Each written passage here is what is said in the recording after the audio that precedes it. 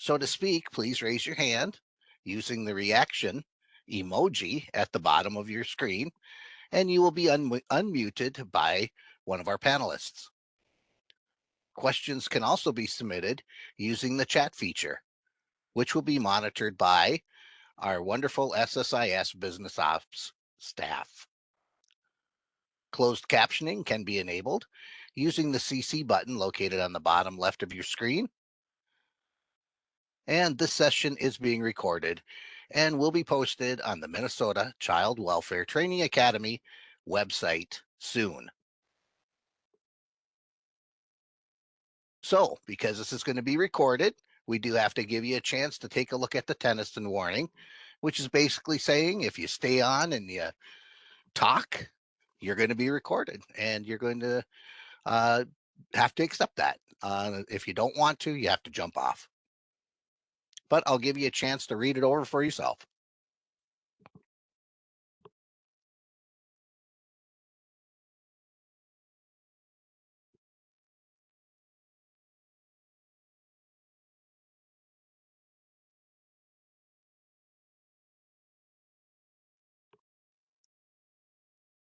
All right. Hopefully that was enough time for you to read that over. And we'll get started with our first pilot agency topic. And we'll have Miss Cassie take it away. Good morning, everybody. Cassie here. We wanted to extend a really huge thank you to our pilot agencies. This time around, we had Blue Earth, Sherburne, and Wadena counties. We really want to just say thank you and show our appreciation for you guys stepping up and being willing to pilot with us. All of your work while you were testing and reporting anything that you saw that was kind of wonky with SSIS really ensures that we can make the statewide release as smooth as possible and as successful for our end users. So to Blue Earth, Sherburne, and Wadena counties, it's been a pleasure to work with you, and thank you so much. That being said, if your agency is interested in participating in a pilot or wants more information, please reach out to Heidi Morris. She is taking over some of that pilot coordination stuff. Her email is on the slide in front of you. So go ahead and send an email to her, or you can send in a ticket to the help desk and we'll make sure we get it to her. Thanks again.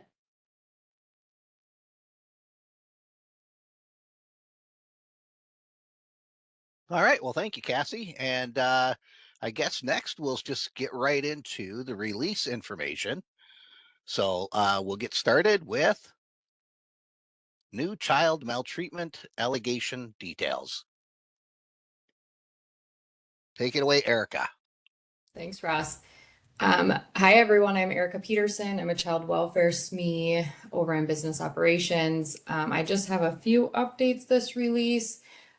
There was a legislative change that went into effect on July 1st of 2025 that adds the fentanyl-related environmental hazard allegation. DCYF is needing to track work groups related to the fentanyl-related environmental hazards. So this new allegation detail was added to the child maltreatment report allegations tab under neglect. The CMR allegation help text for neglect was also updated. And then if we go to the next slide, there was a previous defect that was related to backdating a screened out child maltreatment report, and this was causing some errors. This error would state that the report end date must be on or after the current track effective date. This has now been corrected, so this error should no longer pop up. But of course, if it's still popping up or you're still seeing it, send in a ticket. And that is it for me.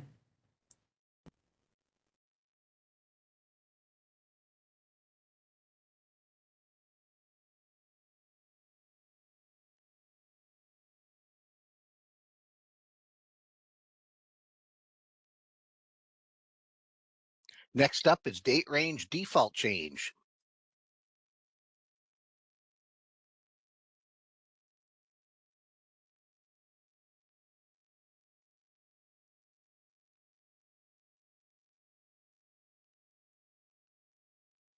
I can jump in and take this. So in 26.1, the default date range in the chronology grid has changed from all to 6-month history. This means that when you open a chronology folder, you will initially see only records from the past 6 months. The reason for this change is that loading all records could slow down performance, especially for cases with long histories. By showing 6 months by default, the system should load faster and provide a more relevant view since most users focus on recent activity. If you need a broader view, you can manually change the date range to options like 1 year, all, or other available ranges. It's important to note that when you change the date range, that setting applies to all chronology folders for all work groups, not just the one you're viewing. For example, if you switch to all in one work group for your date range, every chronology folder will show all until you change it again. We'll go to the next one. Also, with this release, there was a request by the time entry transformation team that a new column be added to the chronology grid. This column is called application source and was added to the user activity log and chronology grids. This column shows whether a time record came from SSIS worker or the time entry web app.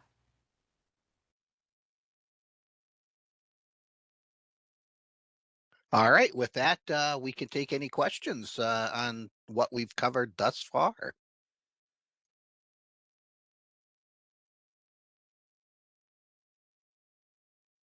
There is a question in the chat. If you change it to all, will it stay if you log out of SSIS, or does it revert back to 6 months?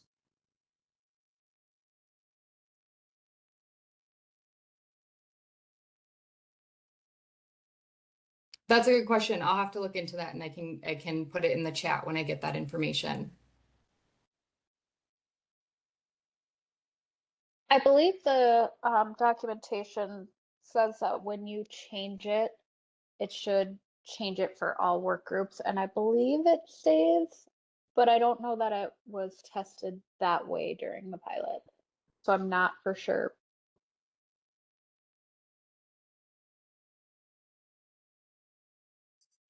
Hi, this is Renetta. Just another quick question in the chat is about the PowerPoint, to find out if that PowerPoint was sent out with the meeting invite, or when will that be available?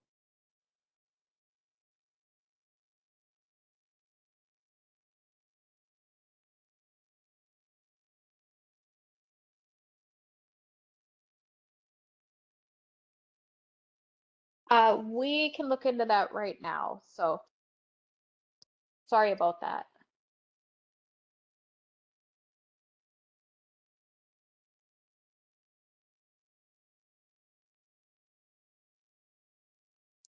Okay, if there's no other questions, we'll move on to the adult maltreatment aging report.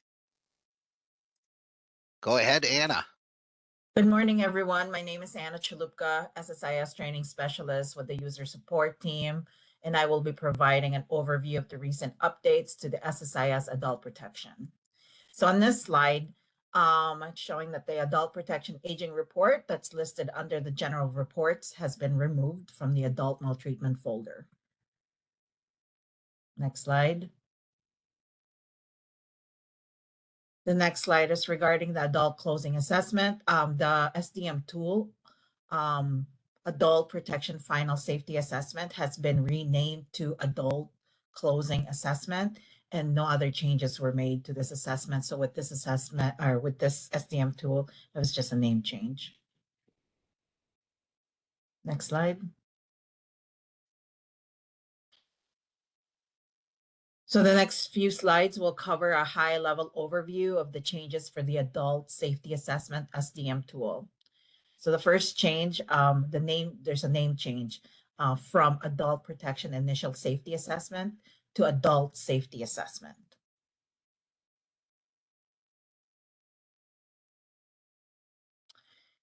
There are now only 2 tabs, imminent danger factors and safety interventions tabs. The tab's also been updated from danger factors to imminent danger factors tab. And also with this new version, we now have 9 imminent dangers factors instead of 11. Also, some of the changes are the person-centered language has been updated from from vulnerable adult to adult. Also, the evident change trademark has been added, and the descriptions for the 9 imminent danger factors were updated. The second tab of the adult safety assessment is the safety interventions tab, and that's also been updated. Some of the titles have changed, some of the definitions have changed, and all of the definitions continue to be hyperlinked. Also, with the safety decisions that have been changed from accepted to implemented, new warning pop-up messages, and at the very bottom of this screenshot, we have a field called our selected danger factors mitigated by implemented interventions field. That field has also been updated. It will require comment if you select no.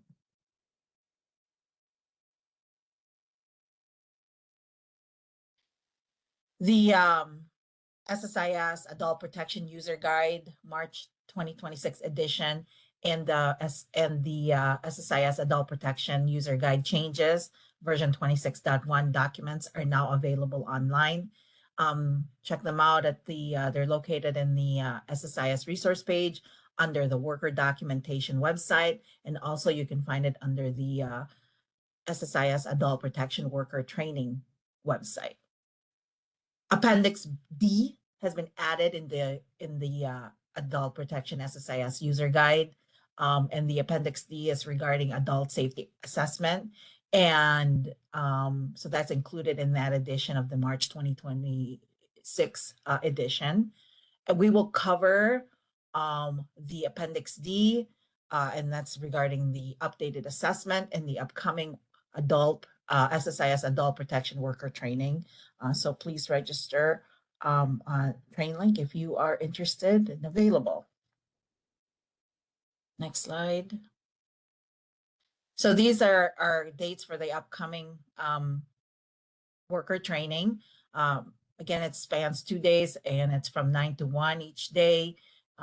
There's the upcoming one and the next one will be in March. And here's information how to register in Train Link. Slide. If you have any questions, any policy related questions, please contact the Adult Protection team. If you have any questions for me regarding the slide, please let me know. Thank you so much. Say, Anna, we do have one question in the chat. Oh, okay. Sue is wondering, just curious, why was the adult maltreatment aging report removed? Okay, that is a policy decision, so that would be the best person to answer that would be I would direct you to the slide that we're looking at right now, the Adult Protection team with this website. That would be, since it's a business AP policy decision.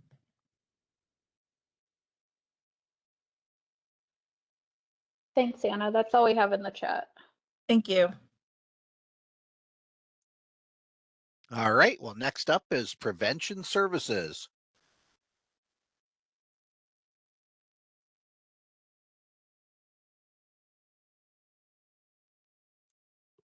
And Miss Nicole will be covering this.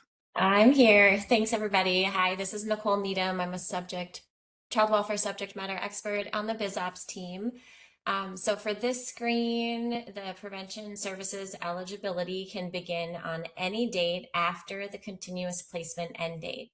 So a new error message will appear if the prevention services candidacy date that you enter falls within a closed continuous placement episode. Next slide. For the benefit agreements, previously the child care level was not adjusting on the benefit agreements. when the eligibility determination is created and approved when the child is 6, but the benefit agreement is created when the child is age 7. Now the benefit levels will adjust. With this release, both kinship and adoption have been updated to adjust the child care level based on the child's age. Next screen. Okay. New fields have been added to the North Star eligibility determinations for kinship and adoption to reflect child care levels for each group. Child care level infant, child care level child have been added to the eligibility determination screen to reflect the levels for each group.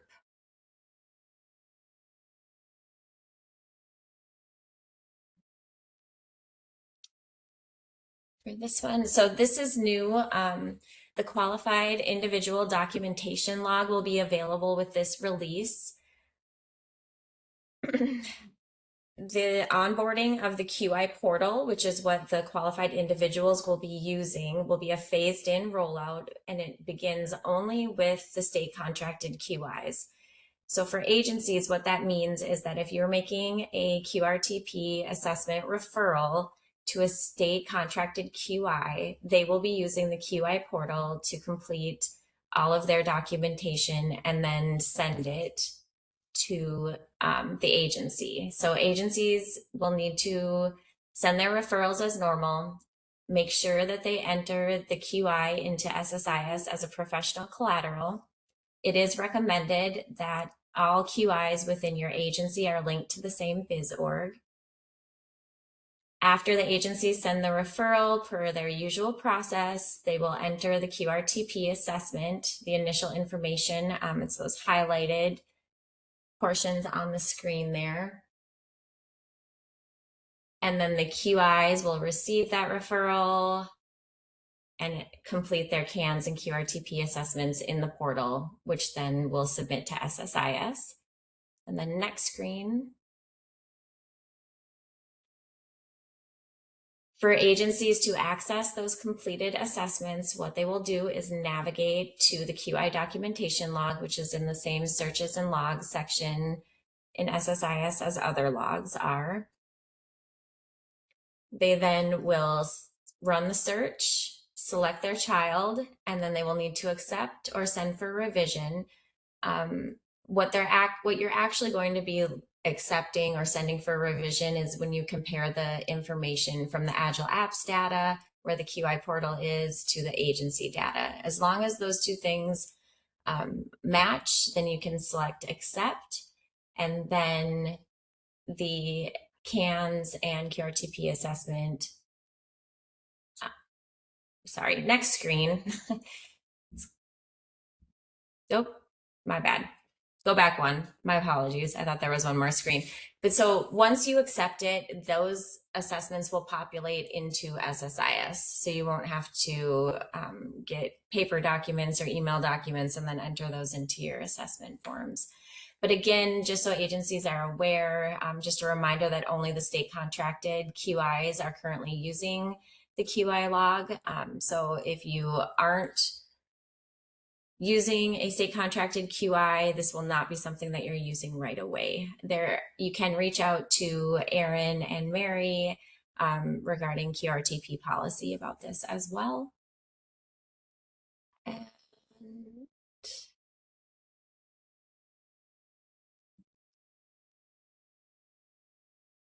okay, that one's mine. This is just a quick update on the EPR screen. There was an issue with when the EPR was set to clarification needed. The action menu item reset to draft was not enabled. This has been resolved. So when the QRTP EPR has been set to clarification needed, the action menu item reset to draft is now enabled and fully functioning. Any questions?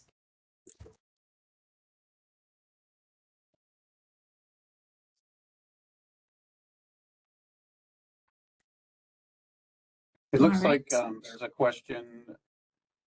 When will the other QIs be added to the portal? And I do not have an answer for you yet.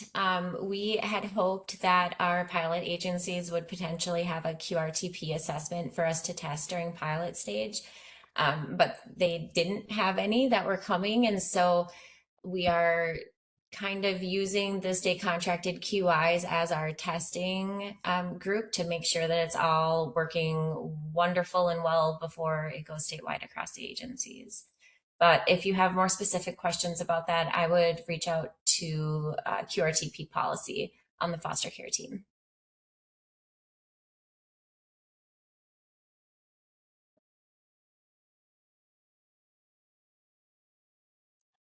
Then Mary's asking, could the application source be available to add as a column on the client time detail report, tools, general reports, healthcare claims, client time detail?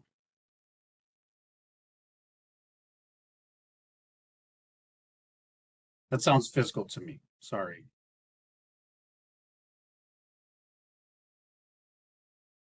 Mary, that's something that we can look into. I don't know that there has been discussion of adding it to any reports, just since it's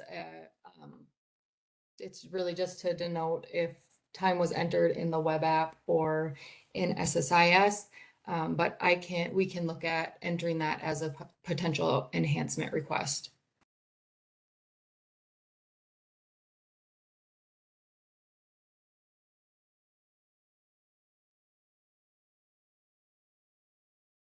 Anything else in the chat? Just that the PowerPoint has been sent out. Sorry, due to the holiday, it kind of threw a little bit of a wrench into the game here, but the PowerPoint should be available now. All right, well, thank you. So next up, we'll talk about education screen defects being resolved. All right, thanks, Ross. Good morning, everyone. My name is Allie Tesmer, and I am one of the child welfare subject matter experts on the SSIS business operations team. There were a couple of defects that were found on the education screen that have now been resolved. The first of those, the education screen, the highest level of education completed field is now a required field when changes are made to the grade field. And then an error message that had been displaying no longer displays when selecting the education folder under a person that has a finalized record where the grade is preschool.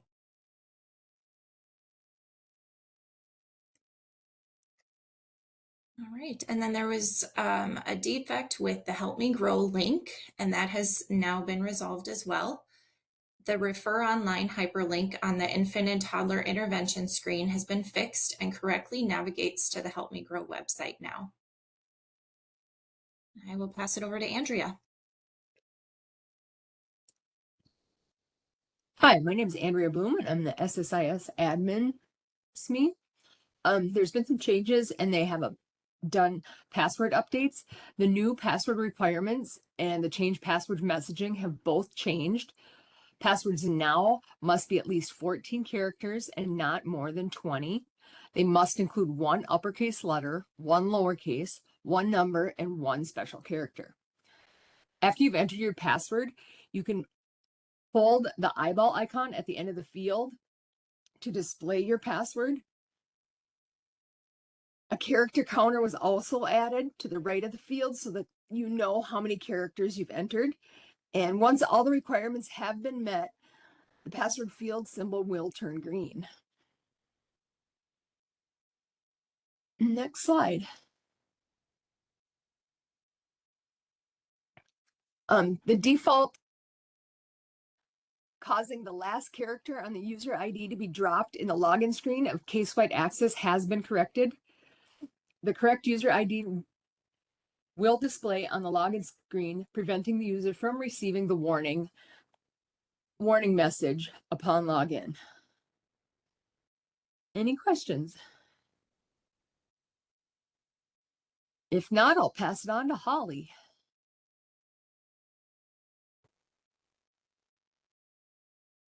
Good morning. This is Holly Reller, SSIS Fiscal Subject Matter Expert with SSIS Business Operations.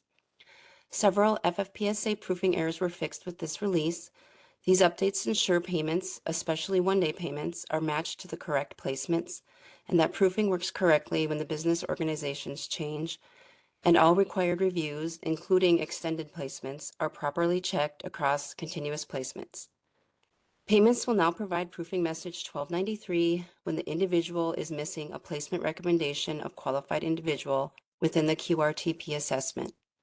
Please refer to the slide for more details, and I will now pass it on to Carrie. Good morning. I am Carrie Kaiser, another SSIS fiscal SME. The service activities listed on the slide have updated descriptions, and the activity description start dates have been set to 12/1/25. A new job aid SSIS time entry service activities has been created to provide an outline of service activities to support caseworkers who need a reference for a time entry.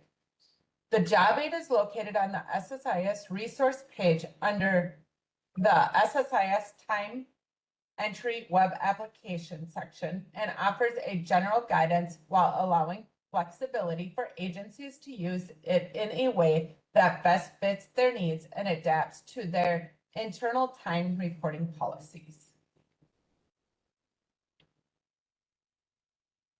The service activities listed on this slide have ended in SSIS with an activity end date of 12/1/25. SSIS will enforce a validation rule that restricts time entry for these service activities to records entered with an activity start date of 12/1/25 or later. A new job aid SSIS time entry service activities crosswalk has been created to provide agencies with mapping from ended service activities in SSIS to commonly used service activities that are currently active in the system. The job aid is located in the SSIS section resource page under the SSIS time entry web app section.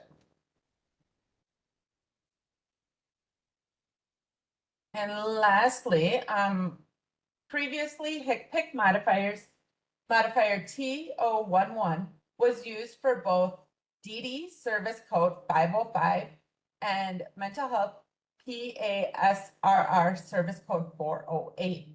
Effective with 26.1, a new HCPC modifier T2011U1 DD Oprah level 2 evaluation has been created with an effective date of 7/1/25 and is specifically associated with DD service 505. As a result, DD service 505 will no longer be associated with HCPC modifier T011.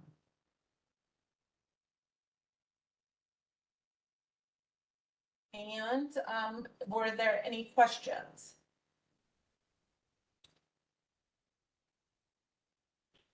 If not, I think I'll pass it on to Ross. We'll give it just a couple more seconds for any questions to come in.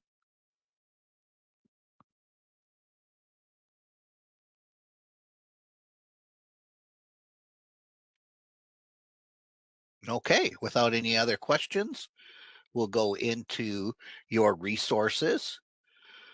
Our SSIS resource page contains many SSIS related documents that are now connected and repackaged in a better way on the SSIS engagement and information page that we'll discuss soon. And we've talked about many times in the past. Here's the engagement HQ. The SSIS section is working hard on creating meaningful spaces for folks to get up-to-date information and resources pertaining to our system. We currently have 3 engagement HQ pages, 1 that is private and 2 that are public. These sites are meant to engage with our SSIS partners, mentors, coordinators, and affiliated supervisors through a variety of forums and idea boards. These web pages also give you access to key dates, learning opportunities, what's trending, and access to resources.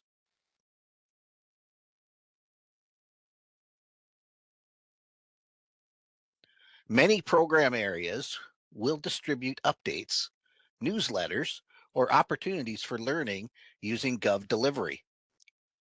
The first link on this page on the top right will allow you to manage your subscriptions for Gov Delivery newsletters affiliated with the Department of Child, Youth, and Families. But do you want to know what the most important publication there is? Well, we're a little bit biased. It is the SSIS update. Also listed on this page is a link to our SSIS update archive on the bottom left. As you can see, there is a link to subscribe to this update. The SSIS update is chock full of useful information, and we implore SSIS mentors and coordinators to review this bi-weekly publication and disseminate information to the applicable program areas at your agencies.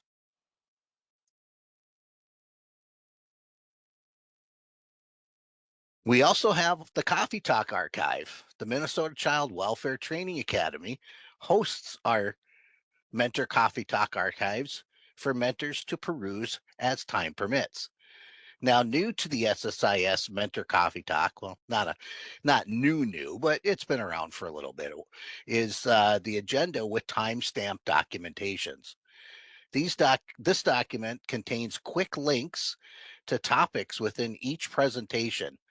Not all coffee talks have this resource available, but we're working hard to ensure that they will be coming soon. So look forward to that. The next coffee talk in March will be determined. So we're leaving a little mystery out there for you.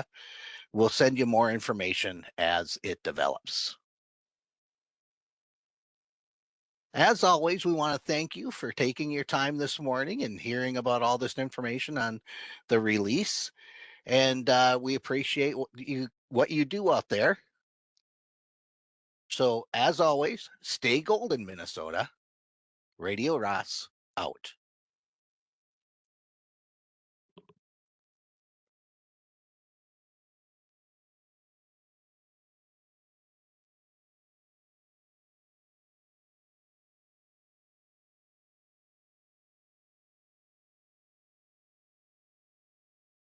Somebody was asking where the password document is located. Right now, it's on the general SSIS release information page. Under the version 26.1 training materials, I posted a link to that page in the chat. And we will also be putting it on the worker documentation page at some point.